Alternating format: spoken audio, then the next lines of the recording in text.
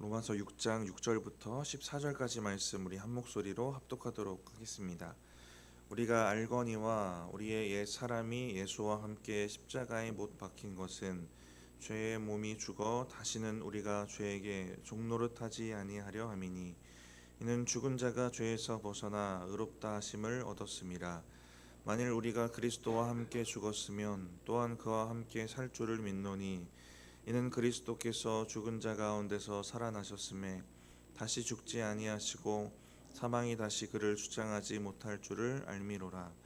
그가 죽으심은 죄에 대하여 단번에 죽으심이요 그가 살아계심은 하나님께 대하여 살아계심이니 이와 같이 너희도 너희 자신을 죄에 대하여는 죽은 자요 그리스도 예수 안에서 하나님께 대하여는 살아있는 자로 여길지어다. 그러므로 너희는 죄가 너희 죽을 몸을 지배하지 못하게 하여 몸의 사욕에 순종하지 말고 또한 너희 지체를 불의의 무기로 죄에게 내주지 말고 오직 너희 자신을 죽은 자 가운데서 다시 살아난 자 같이 하나님께 드리며 너희 지체를 의의 무기로 하나님께 드리라.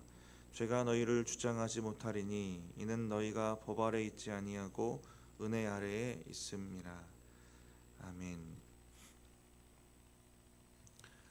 죄에서의 해방과 또 새로운 생명과 새로운 삶과 또 그 삶에 대한 열매들, 그리고 그 가운데 구원받은 자들이 여전한 그 갈등을 겪고 있는 이야기들이 6장에서 강조하는 내용들입니다.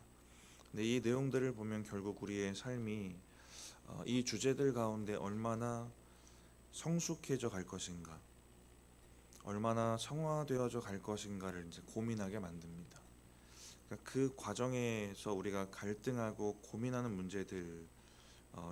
우리가 이미 알고 있는 것이기도 하고 누리는 은혜이기도 한 그 이야기들을 이제 6장에서는 이야기하고 있습니다. 우리 6절부터 같이 한번 살펴볼 텐데 6절 같이 한번 읽어보겠습니다. 우리가 알거니와 우리의 옛 사람이 예수와 함께 십자가에 못 박힌 것은 죄의 몸이 죽어 다시는 우리가 죄에게 종노릇하지 아니하려 함이니. 옛사람이 십자가에 못 박혔고 이제 죄의 속박에 놓여있던 육신이 이제는 죄의 종살이에서 벗어나게 되었다라는 겁니다. 죄에게 종노릇했다 이 말 많이 들어보셨을 텐데요. 이 단어를 한번 생각해 보면 이 종이라는 신분 자체도 상당히 절망적인데 종을 부리는 것이 누구냐면 죄입니다. 이것을 또 생각해 보면 이게 얼마나 절망적인가를 생각해 볼 수 있어요. 죄의 속박이다, 죄에게 종노릇한다, 이게 엄청난 절망적인 상태를 이야기하는 겁니다. 선악과 사건 이후에 하나님이 금하신 게 있는데 잘 아시는 것처럼 생명나무입니다. 근데 만약에 생명나무는 계속 먹으면서 생명이 연장되어져 가는데 그래서 평생 죄에게 종노릇하면서 살게 되는데 죽지는 않아요. 그러면 죽어서 가는 지옥보다 더한 지옥 같은 삶을 살아서 영원히 사는 겁니다. 죄가 가진 강력한 특징 중에 하나가 이제 전염성과 점진성인데, 그래서 전염성이 가지는 것 때문에 막 주변에 영향도 주고 죄가 영향도 받기도 합니다. 근데 이 점진성이라는 것 때문에 죄는 점점 더 큰 죄를 향해서 가요. 그 죄가 주는 쾌락이 1단계였다면 그 다음은 2단계를 원하죠. 이게 점진성이 가진 이 죄의 점진성이 가지는 특징인데, 그래서 영원히 살면서 만약에 죄의 속박 가운데 살면 결국 점점 더 큰 죄의 영향 속에서 점점 더 큰 절망과 공허함, 좌절을 느끼면서 영원히 사는 겁니다. 그러니까 선악과 사건 때에 아담과 하와가 분명히 자신들의 죄 때문에 일어난 일이지만 생명나무를 금하신 하나님께 서운한 마음 들었을 수도 있을 거예요. 자신들이 죄를 짓긴 했지만 하나님 이렇게까지 하시는구나 하는 마음 들었을 수도 있고, 하나님이 바로 죽이시진 않으니까 살려주시나 보다 했다가 결국 죽이시려는 것이구나 이런 마음도 들었을 거예요.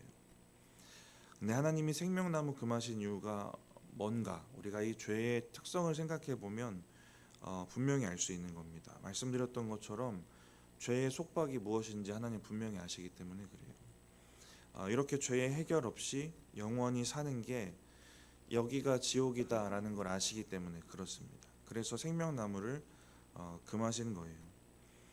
그러니까 지옥 같은 인생을 영원히 살도록 두지 않으시는 것입니다. 그래서 육의 생명은 죽도록 제한을 두시고 생명나무를 금하셔서 육의 생명은 제한을 두셨어요. 그리고 영원한 생명을 얻을 수 있도록 예수 그리스도를 허락하시는 겁니다. 그러니까 영원히 사는 생명이 있었으면 영생에 대한 이 필요성을 못 느꼈겠죠. 근데 그러면서 영원히 죄 가운데 살았을 텐데 하나님이 이걸 안타깝게 보셨죠. 그리고 영생을 얻을 수 있는 예수 그리스도를 허락하시는 겁니다. 6절에 말씀하신 것처럼 예수 그리스도가 죄의 종노릇하던 인간들을 건지는 거죠. 생명나무를 하나님이 금하시는 것은 그동안 그들이 누렸던 값없이 누렸던 것을 누리지 못하게 하시는 심판인 것과 동시에 영원한 그 지옥 같은 죄의 속박에서 살지 않도록 하시는 하나님이 긍휼을 베푸신 것이고 보호하신 것이기도 해요. 여기에 하나님의 두 가지 속성, 그 사랑과 공의가 또 분명하게 드러나는 겁니다. 이러한 하나님이 이렇게 인간에게 품으시는 마음과 보호하시고 살리시고 지켜주시려는 이 마음과 또 이 계획을 성취하신 분이 바로 예수 그리스도인 겁니다. 그렇게 예수를 통해서 죄의 속박에서 벗어난 자로 만들어 주시는 거예요. 네, 이 이야기를 7절에서 하고 있는데 우리 7절 같이 한번 읽어보겠습니다. 이는 죽은 자가 죄에서 벗어나 의롭다 하심을 얻었음이라. 예수 그리스도의 은혜로 우리가 죄에서 벗어나게 되고 죄의 속박에서 해방되고 이제 죄의 종으로 살지 않고 의롭다 하심을 얻은 자가 되었습니다. 7절을 보면 죽은 자가 하면서 이야기를 시작하는데요. 죄에 대해 죽은 자입니다. 죄에 대해 죽은 자다라는 이야기를 6장에서는 계속 반복을 하고 이것을 근거로 한 이야기들을 펼쳐갑니다. 6장 초반 2절부터 계속 이 이야기를 하는데요. 죄에 대해 죽었다라는 이 이야기를 하고 있고 6장 3절을 보시면 이 죄에 대한 죽음을 설명하는 도구가 있는데 세례입니다. 지금도 세례가 가지는 의미가 무엇이냐면 이전의 삶, 그 죄의 속박 가운데 살았던 옛사람의 죽음, 죄에 대한 죽음을 의미합니다. 그래서 세례의 원래 모습이 잘 아시는 것처럼 침례잖아요. 그래서 물속에 완전히 담궜다 빼는 것인데 이 담그는 의미가 죄에 대한 죽음을 의미하는 겁니다. 근데 침례할 때 사람을 물에 담가만 놓진 않아요. 다시 건져주죠. 건져주는 것이 가지는 의미가 이제 새로운 생명입니다. 부활을 의미해요. 그래서 이 두 가지 의미를 잘 설명하고 있는 게 3절에도 얘기했지만 오늘 본문의 8절과 9절입니다. 우리 8절 9절 이어서 읽어보겠습니다. 만일 우리가 그리스도와 함께 죽었으면 또한 그와 함께 살 줄을 믿노니 이는 그리스도께서 죽은 자 가운데서 살아나셨음에 다시 죽지 아니하시고 사망이 다시 그를 주장하지 못할 줄을 알미로라. 그리스도와 함께 죽었을 때 죄의 속박에서 살던 옛 삶이 사라지게 되는 것이고 이제 예수 안에 주어진 새 생명을 얻게 되는 겁니다. 결국 신앙생활을 간단하게 우리가 이야기해 본다면 새 생명을 얻은 자로 사는 삶을 사는 건데요. 이렇게 살기 위한 사투가 신앙생활입니다. 왜 사투가 필요하냐면 여러분이 더 잘 아시겠지만 그리고 오늘 본문에도 나오지만 자꾸만 죄에게 자신을 내어주는 일들이 벌어지기 때문에 그래요. 하나님은 이제 죄의 속박에서 벗어났다라고 자꾸 얘기를 해주시지만 우리는 그 속박에 자꾸 우리를 결박시킵니다. 스스로 자꾸 우리를 묶어요. 죄의 속박에. 다시 그 자리로 가져가는 게 우리가 하는 일입니다. 그래서 사투가 필요해요. 그래서 이 갈등에 대한 이야기를 오늘 본문에서도 또 하기도 합니다. 우리 오늘 본문에서 이야기하는 죄에 대한 죽음, 또 새로운 생명을 얻은 새로운 삶, 이 부분을 다시 한번 확실하게 기억하고 늘 이 은혜를 놓치지 않도록 살아야 되는 것입니다. 세례가 가지고 있었던 의미 중에 하나가 말씀드린 것처럼 죽음이거든요. 사절을 보면 장사되었다라고 말하는데 이 장사되었다라는 것이 가지는 의미는 완전히 죽었다예요. 그 당시는 더 그렇습니다. 완전한 죽음입니다. 나의 옛사람, 옛자아가 완전히 죽어야 됩니다. 잠깐 기절했다가 살아나는 것 아니고 완전히 죽어야 돼요. 예수님의 죽음을 기절했다라고 말하는 기절설 얘기하는 사람들도 있는데 완전히 죽어야 되는 그 죽음을 경험해야 되는 겁니다. 그래야 세례의 그 두 번째 의미, 부활, 새 생명의 은혜로 그래야 가는 겁니다. 그 과정이 이렇게 되는 거예요. 이게 순서입니다. 예수님도 부활하셔서 새 생명을 얻는 그 곳까지 가시기 위해 먼저 하셨던 일이 죽으시는 것이고 완전히 죽으셔서 장사되시는 것을 거치고 부활과 새 생명으로 가시는 거예요. 에베소서 4장을 보시면 이 순서를 분명하게 얘기합니다. 옛사람을 벗어버리는 것이 먼저, 그리고 나서 새 사람을 입으라고 얘기를 해요. 죽어야 사는 겁니다. 나를 십자가에 못 박아야 사는 거예요. 예수님이 죽으셨지만 부활하셨기 때문에 구절을 다시 한번 보시면 어떻게 되는 거냐면 사망이 다시 우리 주님을 주장하지 못합니다. 사망, 죄의 결과인 사망이고요. 죄 자체인 이 죽음이 우리도 주장하지 못하는 거예요. 근데 이러한 은혜 가운데 우리가 살려면 죽음이 먼저다라는 것이죠. 죽어야 되는 겁니다. 갈라디아서 2장 20절 잘 하시는 이 말씀 보시면 내가 그리스도와 함께 십자가에 못 박혔나니 그런즉 이제는 내가 사는 것이 아니요 오직 내 안에 그리스도께서 사시는 것이라 라고 했습니다.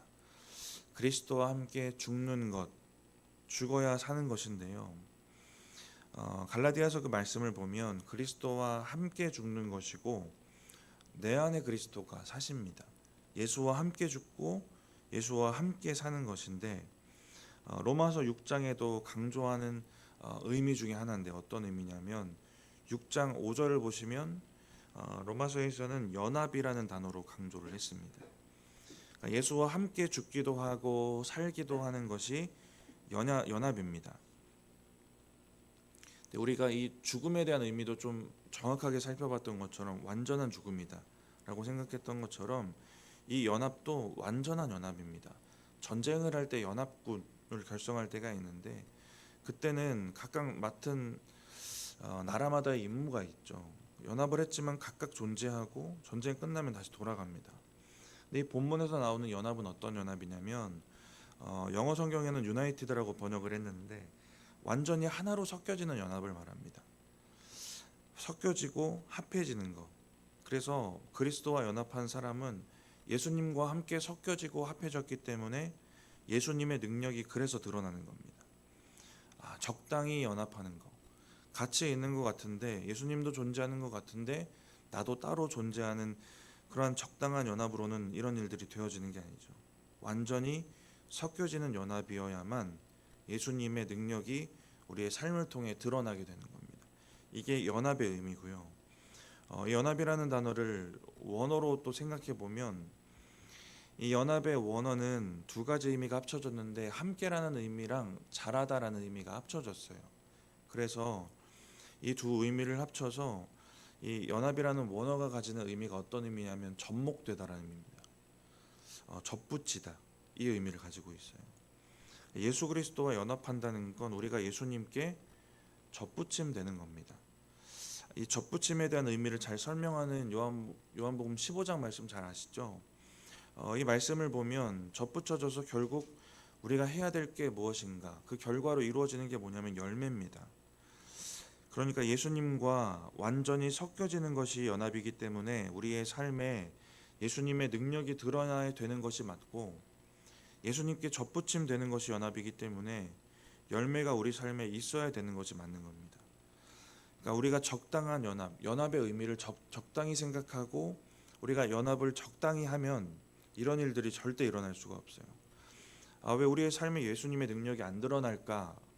열매가 왜 없을까? 이 고민 전에 우리가 완전한 연합을 주님과 하고 있는지부터 생각할 수 있는 겁니다. 이렇게 접붙임되는 연합, 섞여지는 연합.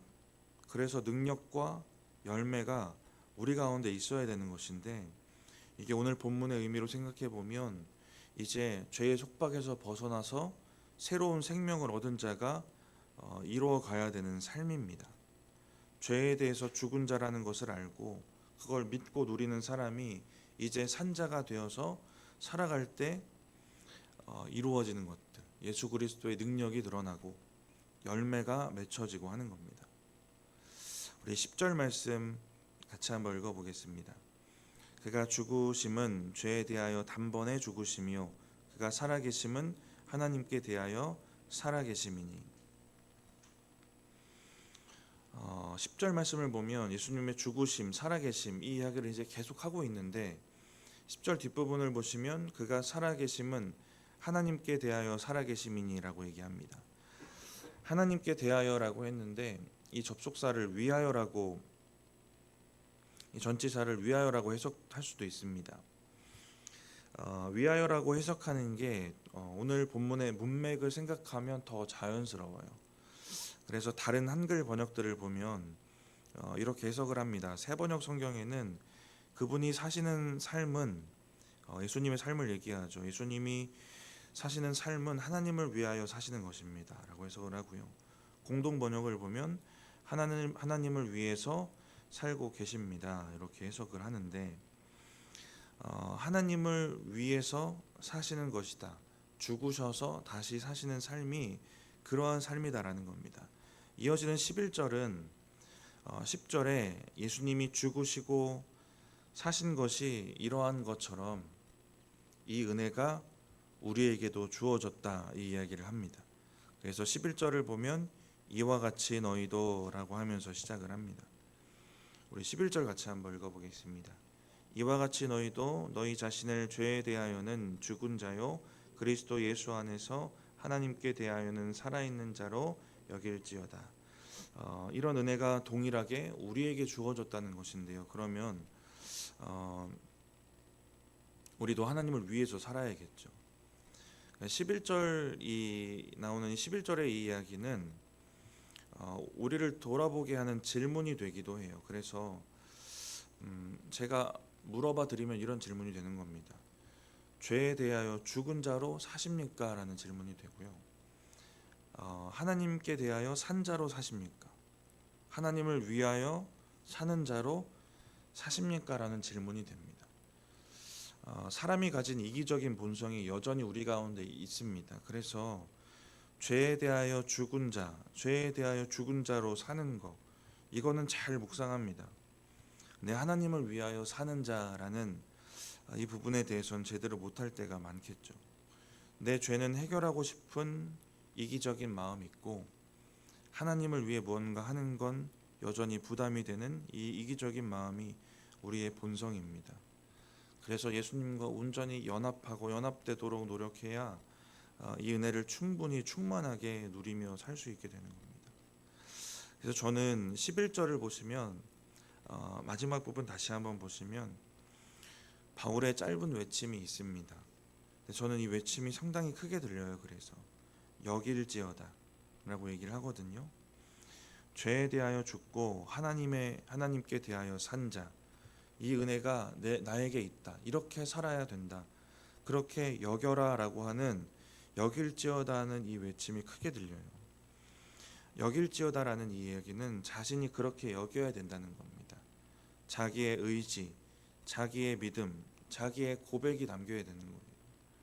11절 이 이야기는 계속 우리 안에서 스스로에게 질문되어져야 되고 그렇게 스스로 선언되어지고 선포되어져야 되는 겁니다. 그래야 서두에 말씀드린 것처럼 갈등이 우리 가운데 여전히 있겠지만 승리하게 되는 거예요. 이 갈등에 대한 이야기는 이제 12절 13절에서도 이야기합니다. 우리 12, 13절 같이 한번 읽어보겠습니다.